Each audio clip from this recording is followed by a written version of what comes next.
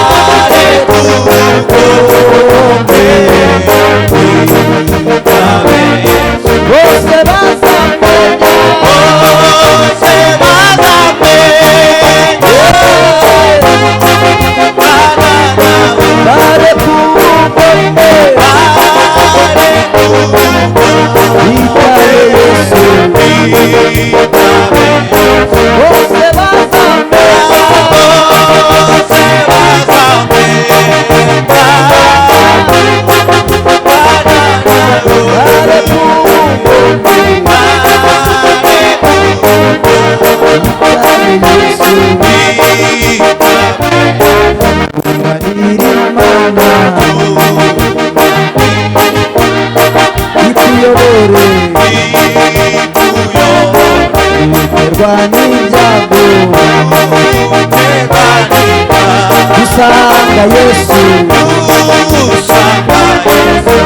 iyirengagiza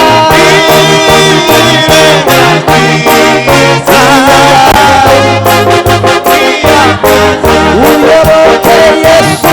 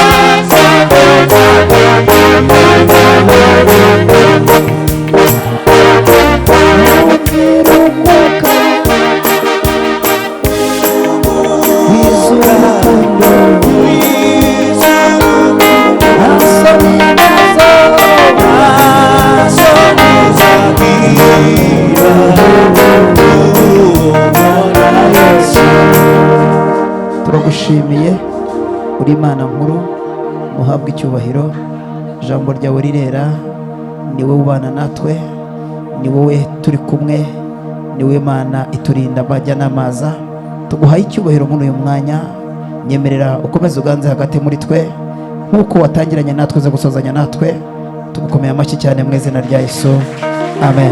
Usigaje mu buzima bwawe mu minsi usigaje mu busore bwawe mu minsi usigaje ukiri kuri iyi si ugihumeka urasabwa gutunganira iki Imana. Iminsi nsigaje yo kubaho kwanjye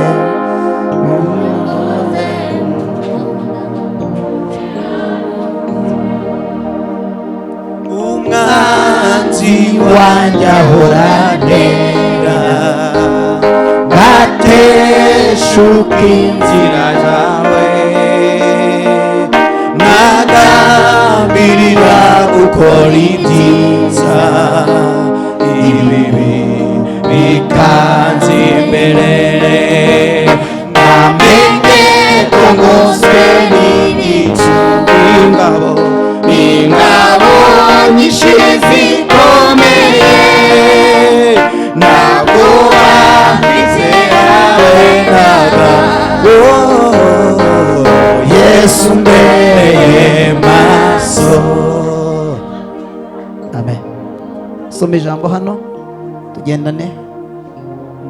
Veda haguruka we ntabwo ureba reka dusabe Veda gufashe nyaruka Veda wowe urimo urareba.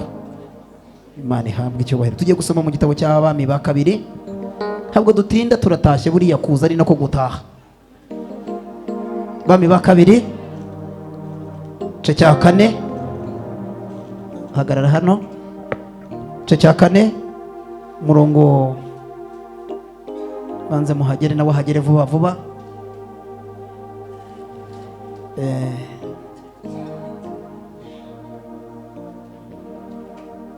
Yego twagiye hute cyane niwe dutegereje. Nyarutsa.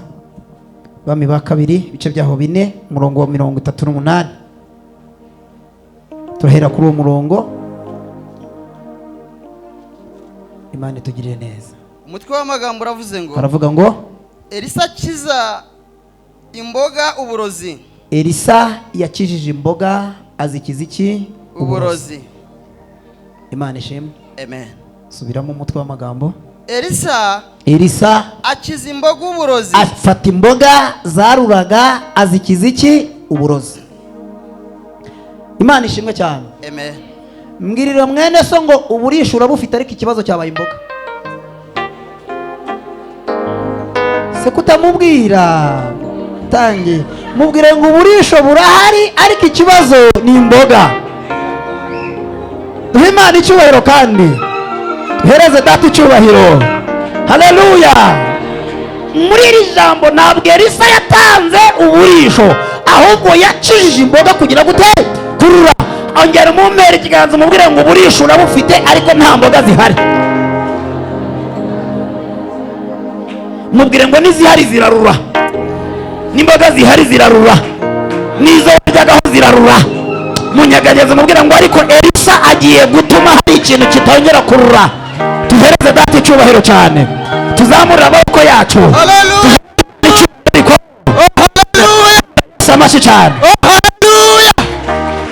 Kundi utabyumva ariko mumbwire ngo ikibazo cy'uburisho ntacyo ufite ariko ufite ikibazo cy'imboga. Namenye ko ngoswe n'igicu ingabo nishizi ikomeye ntabwo bamvise habe na gato. Yesu ambereye maso ndakomeye.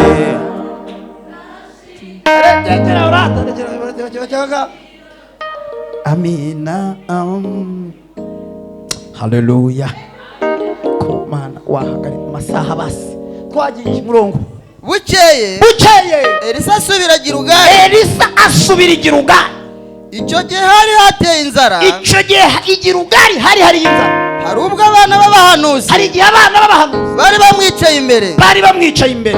Abwira umugaragu ati. Abana b'abahanuzi bari bicaye imbere ya Elisa. Abwira umugaragu ati. Shira inkono ivuga ku ziko. Uyishyire ku ziko. Inkono ivuga. Nurangiza ugira gute? Utekere aba bana b'abahanuzi bari bakoze akazi. Abana b'abahanuzi Elisa ategeka ko bashaka ibyo kurya bakagaburira abana b'abahanuzi. Ibiryo ntibyari bibonetse mu nkono bagaburire bande. Mbwira umuntu mucanye ngo ni wowe ukeneye kurya muri iyi minsi. Mumbwirire ngo ukeneye kurya. Mubwire ngo ukeneye kurya.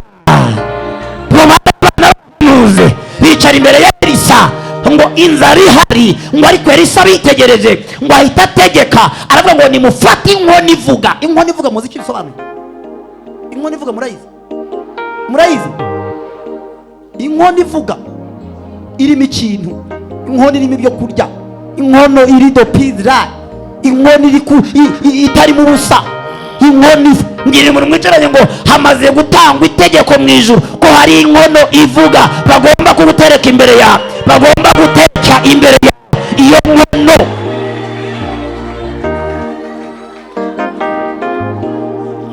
Hari abantu bagiye bumva inkono babonye inkono ariko reka nze nkubwire ikibazo wahuriyemo nacyo.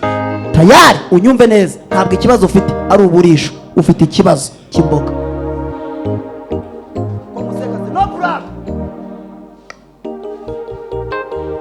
ndaza ndagusobanurira.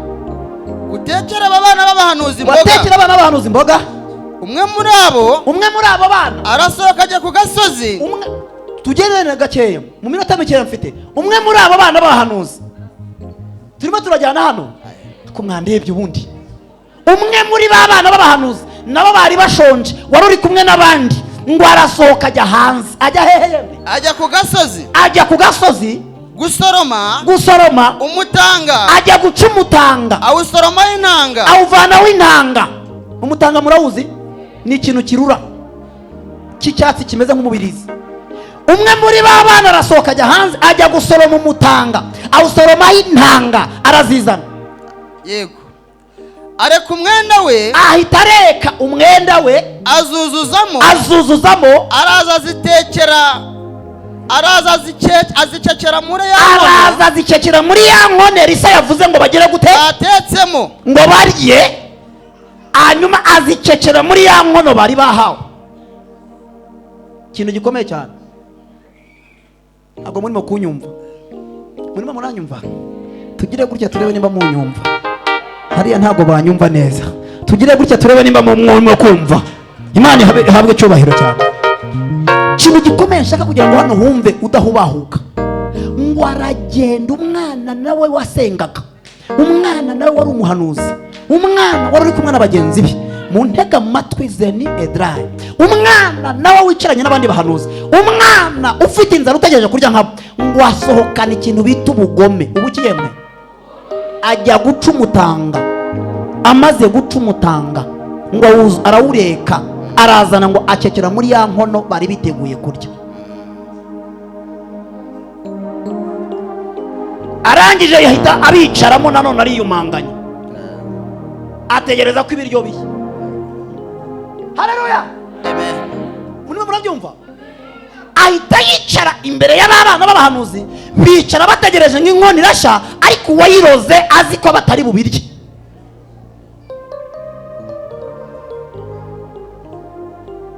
Hanyuma araza azicekera muri ya nkono batetsemo imboga. ihute cyane, kuko batari babizi. Bahishije barurira abagabo ngo barye, bajya kurya. barurira abagabo ngo barye, bakirya izo mboga, bagitangira kurya za mboga, baraboroga bati, batangira kuboroga zirura. yewe muntu w'Imana, mu nkono harimo uburozi. Mu nkono hagiyemo uburozi. Batangira kubwira Elisa, baramubwira ngo yewe muntu w'Imana, watubwiye ngo turye ibyo kurya, ariko ikibazo dusanzemo harimo uburozi.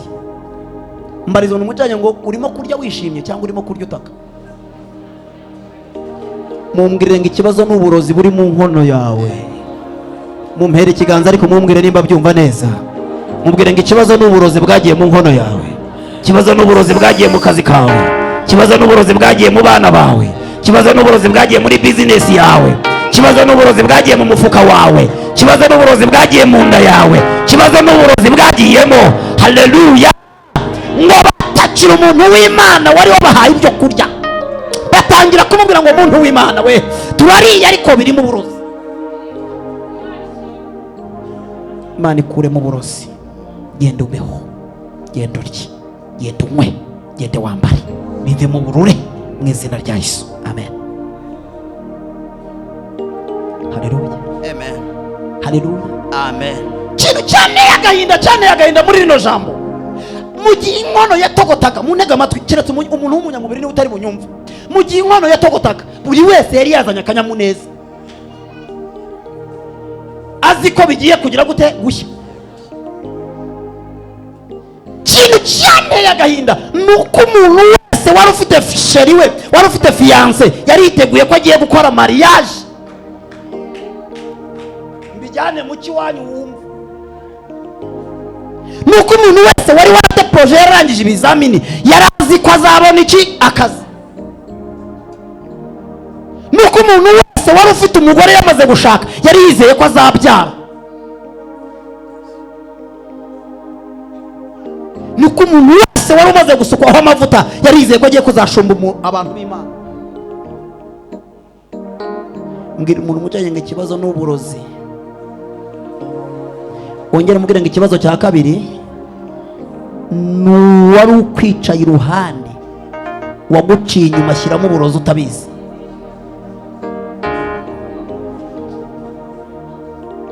Ko murakaye, ko murakaye, ko murakaye, ko murakaye, ko murakaye, niba murakaye. Haleluya! Ngwarangije umwana w'umugome, umwana wicaye mu rusengero, abantu bizera, abantu bari bazi ko asenga, abantu bari bazi ko ari umwana muzima, abantu bari bazi ko ari umwana utagira ikibazo, ngo asohoka bwombo, ngo aravuga ngo nanjye nubwo inzara inyica ariko tubihombe. Hakumbwirira mwene so ngo Imana ikurinde uwo murozi, mumbwira ngo Imana ikurinde uwo murozi, mumbwira ngo Imana ikurinde uwo murozi. Komera Yesu amashyi cyane. Amen. Kombo marombo karombo karombo karombo karombo, ngo aravuga ngo nimwishima ariko ntimuri bubirye, ni munezerwa ariko ntabyo muri burye, ngo ntacyo nubwo Elisa bibahaye ndaza kureba ko yerekwa koko nabona ko nashyizemo uburozi. Ngo arasohoka aragenda ajya guca umutanga, araza awuvanga mu bintu byabo. Mbwirira umujyanye impamvu bitagenda ibintu byawe, bashyizemo uburozi.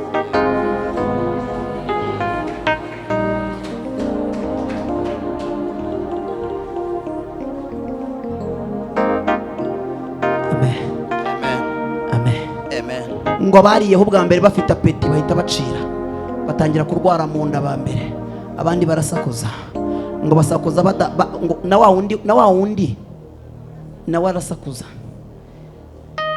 Ahantu hakomeye. Ikintu cyiza nakundiye bano bana b'abahanuzi, basakuje bajya kureba umuntu w'Imana, basakuza bajya gushaka Elisa, ngo baramubwira ngo kari wowe waduhashije ibyo kurya, ko noneho birimo uburozi. Reka twumve Elisa icyo yakoze. Ntibarushya babiryaho, ntibabiryaho nyine. Aravuga ati nimunzanire ifu, munzanire ifu. Iki yemwe ifu, munzanire iki yemwe.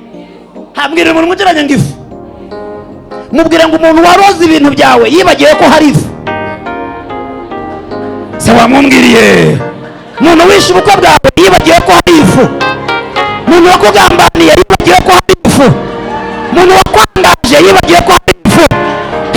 Seneto penemoda, zamuri cyubahiro cy'Imana, zamuri cyubahiro cy'Imana, zamuri cyubahiro cy'Imana, zamuri cyubahiro cy'Imana, zamuri cyubahiro cy'Imana mu izina rya Yesu. Oh haleluya, haleluya.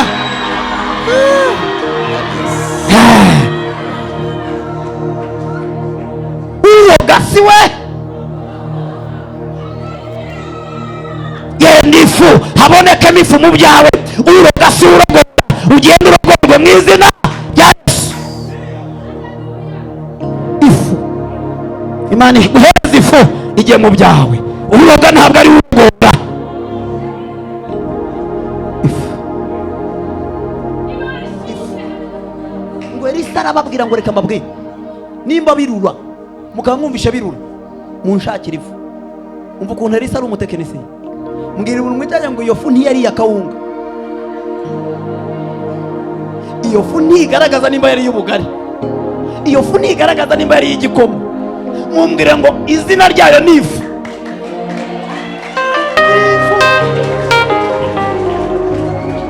Elisa arangije yanga kubabwira izina ry'iyo fu. Ashobora kuba yari afite amafu menshi, asanga navuga iyo amasaka bazayikoresha, asanga navuga ifu yindi bazayikoresha, aravuga ngo nimunshakire ifu gusa. Imana ikugirire neza mu izina rya Yesu, gende ubone ibyawe. Ifu, ngo Elisa aravuga ngo nimunshakire ifu, ngo baragenda bamuzanira ifu. Aravuga ati nimunzanire ifu. Aragenda yijugunya mu nkono. Amaze gufata ifu, ndashaka nkubwira aka kantu, untega amatwi nimba urimo kunyumva neza. Ngo afata ifu agenda yijugunya hehe? Mu nkono. Mu nkono.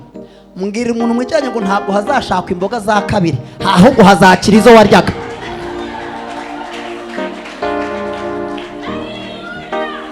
Suko murabyumva cyangwa mubyumva?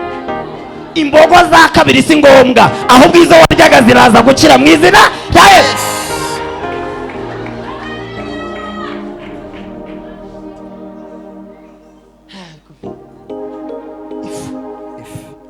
ndanasojeje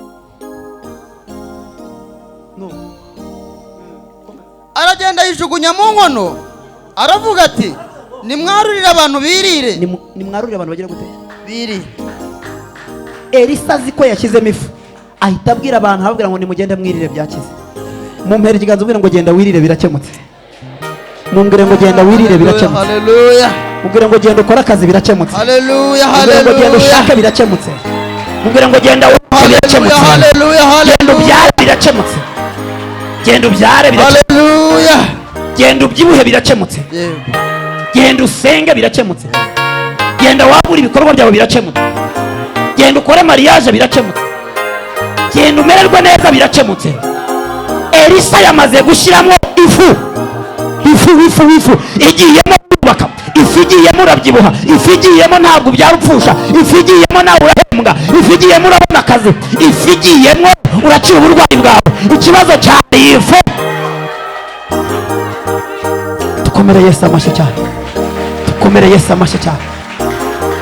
Haleluya. Haleluya. Haleluya. Haleluya. Haleluya. Haleluya. Mumbwirire ngo impamvu wabonaga witanga ugakora ibintu byose ntibyemere, mumbwirire ngo nuko bari barashyizemo uburozi.